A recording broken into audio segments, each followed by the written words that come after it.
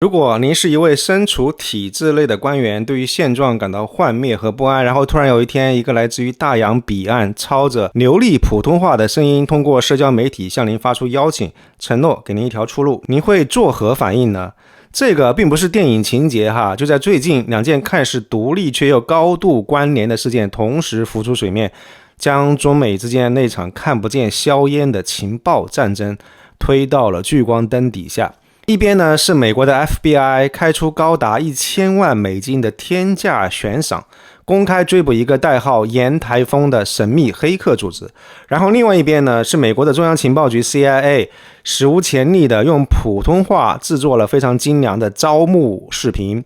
直接向中国官员进行策反宣传。这两记重拳打的是什么呢？为什么选择如此公开，甚至可以说是挑衅的方式？这背后隐藏着什么样的战略意图呢？它会对于我们每一个身处海外的华人华裔产生什么样的影响呢？今天我们就尝试来分析一下这两起事件，然后看看他们背后的更深层次的这个逻辑跟影响是什么。那要想理解这两件事情为什么这么重要，我们要先了解一些背景信息哈。首先是这个 FBI 的1000万美刀的赏金令哈，他们的目标是代号严台风，这个不是一般的网络黑客组织啊。根据美国官方跟多家顶级网络公司的这个报告，这是一个被广泛认为由中国国家安全部支持的技术极其高超的网络间谍组织。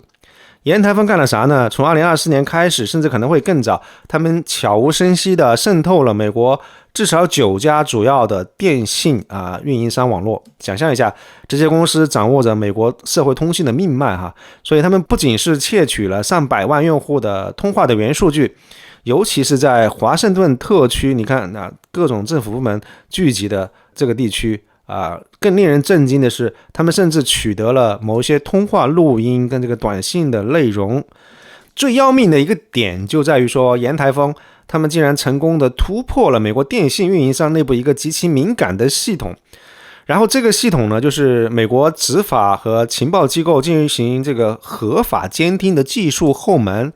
然后黑客进入这个系统意味着什么？意味着他们几乎可以看到美国司法部通过合法监听在追踪谁，这几乎已经不是简单的信息窃取了，这个是非常直接的反情报行动，是直接可以摸清美国情报机构的底牌。所以你看到纽约时报都在说，这种反情报的目标侧重非常的独特，而且他们的目标也非常的精准哈。2024年大选期间，哈里斯的竞选团队跟这个特朗普与基利万斯的这个相关的通讯都在他们的监控底下。所以面对这样一个潜伏已久、能力强大、目标非常明确的对手，美国政府在进行了数月乃至于数年的这个秘密调查之后，突然在2025年的4月通过国务院的这个正义奖励计划，公开悬赏1000万美刀，征集任何能够识别严台风成员这个身份或者活动内情的信息。这个动作本身就非比寻常。那就在 FBI 撒下这张1000万美刀大网的同时，另外一场更直接、更深入人心的较量已经悄然打响了。这一次的话，目标不是代码，不是黑客，而是人心。中情局出手了。2025年5月份中情局在 YouTube、在 X、在 Instagram 这些全球的社交媒体平台上公布了至少2段制作非常精良、非常有电影质感的普通话的视频。这些视频非常像是心理战的短片。一段据称是瞄准的中共高级的官员，另外一段呢侧重基层公务员。视频里面没有直接的口号，而是通过讲述故事，描述体制内面个体的挣扎，对于权力斗争的恐惧，对于未来的迷茫，对于现状的幻灭感，还有对于家庭这个安全的担忧。所以里面有一句台词很扎心，就是我没有做错任何事情，我不想再生活在恐惧当中。其实这背后的心理的策略非常的清晰，就是放大你的不安，引起你的共鸣，然后在你感觉最脆弱的时候告诉你联系 CIA， 你或许有一条出路。他们甚至还为潜在的投诚者准备了非常详细的安全联络的指南，发布在公共网站跟这个暗网上面。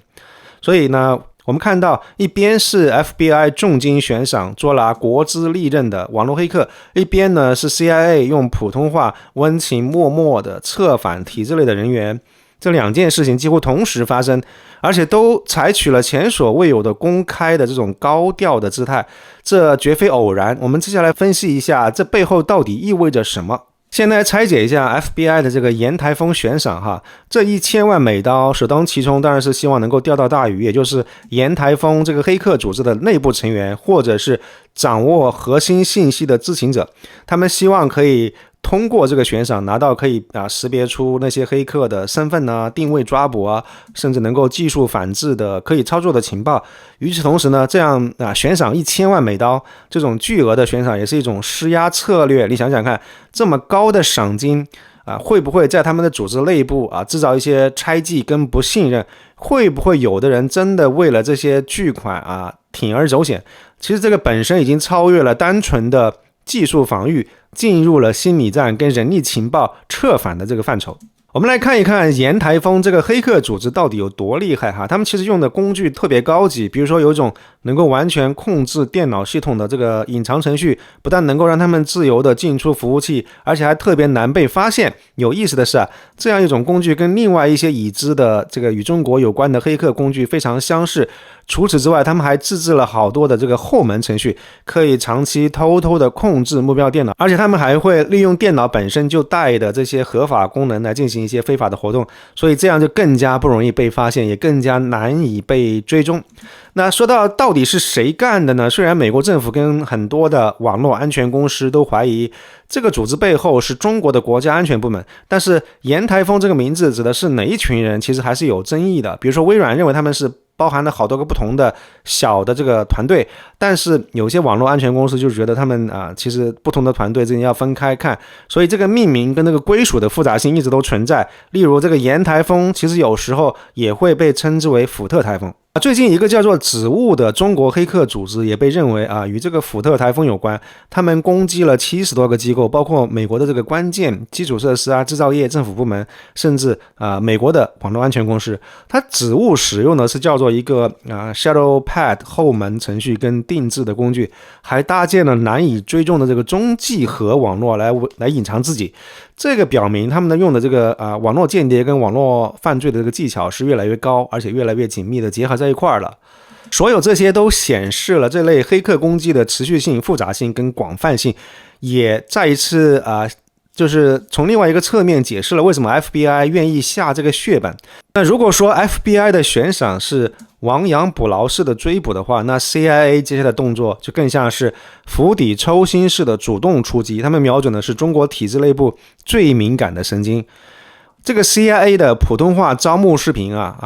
是属于发起了一个主动的攻击，它不是针对已经发生的攻击的一个防御，而是着眼于未来，试图在中国这个被视为硬目标的内部来培养一些将来可能的情报来源。你要知道 CIA 其实是成立了历史上唯一一个针对单一国家的中国任务中心，而且正在大力的招募懂中文的这些人才。CIA 的局长伯恩斯其实自己都承认，中国是美国面临的最重要的地缘政治的挑战。而且我们知道10年前 CIA 在中国的间谍网被严重的瓦解掉了，很多线人被捕失联，甚至有人被公开处决，导致这个 CIA 在中国的情报体系完全瘫痪。所以现在他们是急需重建这个网络。那这次公开的利用社交媒体的招募，可以看作他们是在新的形势底下试图弥补人力情报短缺的一个新的尝试，一种数字时代的心理攻势。所以很多人就会问这个真的能成功吗？因为这些视频要翻墙才能看得到嘛，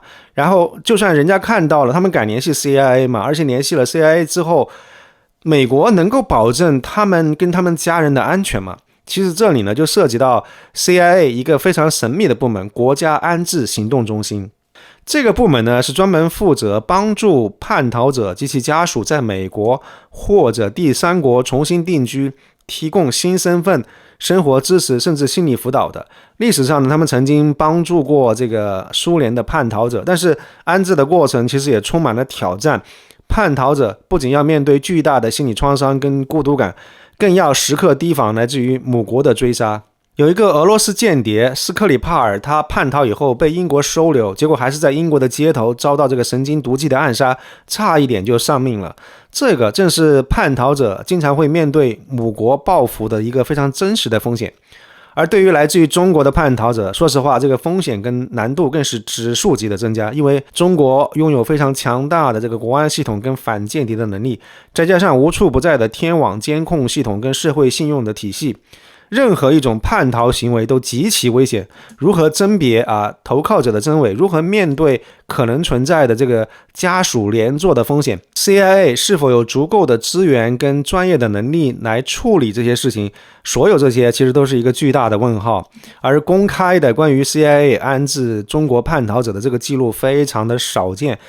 这个事情本身就说明这个问题非常敏感，安置工作本身的难度也很大。所以你看 FBI 的悬赏更像是对于沿台风这类已知网络威胁的一个反应性的追捕，目标是破案止损。而 CIA 的视频是主动的进行人力情报的布局着眼于未来情报能力的一个建设。所以一个是用重金诱惑知情者，一个是用心理的共鸣策反体制内部的人，两者都是走向公开化，都非常高调，但是策略跟目标各有侧重。那么问题来了，你觉得美国这样一种把情报战公开化的做法是高明之举呢，还是无赖之策？是展现了自信，还是暴露了他们的焦虑呢？真的能够达到他们预想的这个效果吗？如果我们把这两件事情放在更大的中美情报对抗的背景底下，结合一些不那么公开的细节来看的话，可能会有一些更令人警醒的发现。沿台风呢，最可怕的地方可能不仅仅只是在于说它窃取了多少数据或者监控了谁，而是它精准的打击了这个美国的通信公司后台系统的这个入口，这就暴露了美国关键通信基础设施的脆弱性，更是直接威胁到美国自身的执法跟反情报能力。就好像你家安装了很先进的安保系统嘛，结果发现不但有人能够破解你的安保系统，还能够随时查看你的监控录像，知道你下一步打算怎么去抓捕它。这种反情报的性质呢，就让沿台风的威胁等级远超一般的网络间谍活动。FBI 的千万美刀的悬赏呢，某种程度上也反映了他们对于遏制这样一种威胁的急迫感，或许也有一种窘迫感吧。而 CIA 的招募看似巧妙，实际上也是一场非常高风险的赌博，因为它不仅可能会激怒中国，导致反间谍的这个措施进一步收紧，让本来就很困难的在华这个情报工作雪上加霜，更有可能让那些仅仅只是内心有所动摇但并未下定决心的人，把他们置于危险的境地。事实上呢，我们看到这个 CIA 的招募视频引发关注的前后，中国的国安部也一反常态，开始高调的通过官方的渠道公布了多起破获的涉及到美国 CIA 的间谍案的细节。比如说那个在日本留学被策反的部委干部郝某，还有那个在意大利留学被策反的军工专家曾某某。那这些案例公布的时间点很难说是完全的巧合，这既是一种对内的警示，也是对外展示他们的肌肉，更是对于 CIA 公开挑衅的一种强硬的回击。这个无疑增加了那些潜在叛逃者所面临的心理压力跟实际的风险。实际上更深层次的，也是我们很多海外华人最关心的问题，其实是这些针对中国的公开的高调的这些行动，无论是网络空间的这个追捕的悬赏，还是现实当中的间谍指控，会不会再一次伤害到我们这些普通的华人华裔呢？前几年那场饱受争议的中国倡议，它的本意本来是想打击这个经济间谍，但在执行当中却让大量无辜的华裔科学家、学者甚至普通人，仅仅因为有这个与中国的联系，就遭到不成比例的审查、调查，甚至被起诉，生活跟事业都毁于一旦所以这样一种被贴标签、被怀疑的阴影，其实并没有完全散去。那现在 FBI 悬赏追捕与中国政府有关联的黑客，而 CIA 呢用普通话公开策反中国官员。所有这些行动会不会再一次强化华人就等于潜在威胁的这个刻板印象？对于我们这些生活在北美乃至于欧洲，努力工作、学习、贡献社会的华人来说，我们并不希望因为地缘政治的博弈而成为被牺牲的那个代价。我们希望拥有平等的权利和机会，不希望生活在恐惧跟怀疑当中。所以这样一种公开化的情报对抗，无论其战略意图如何，其实都可能会带来寒蝉效应，对整个社会跟我们这个华人的社群形成潜在的伤害。所以呢，也是我们必须要持续关注跟警惕的。这个才是这场沿台风跟招募风波背后最值得我们深思的真相之一。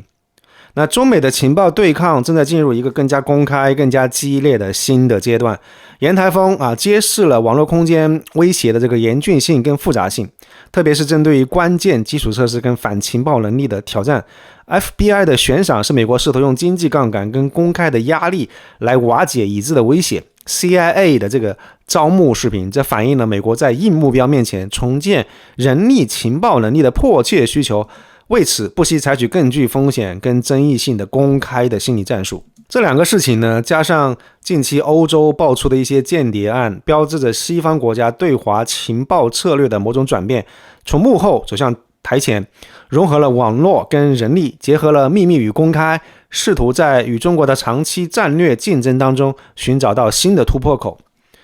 这场升级的较量并非没有代价一定会波及无辜，尤其是我们海外华人社群可能会再一次面临标签化的风险跟不信任感。这种公开的秘密战争最终会将中美关系乃至于中国与西方世界的关系引向何方，它又将如何塑造我们所处的世界以及我们每一个华人的生活呢？这些问题其实是没有答案，但是持续的关注、独立的思考、理性的发声，一直是艾森作为世界公民跟独立观察者应该要做的。如果您觉得这一期内容对您有启发的话，请别忘了点赞转发，也欢迎订阅艾森的频道并打开小铃铛。祝您有心情愉悦的一天，谢谢。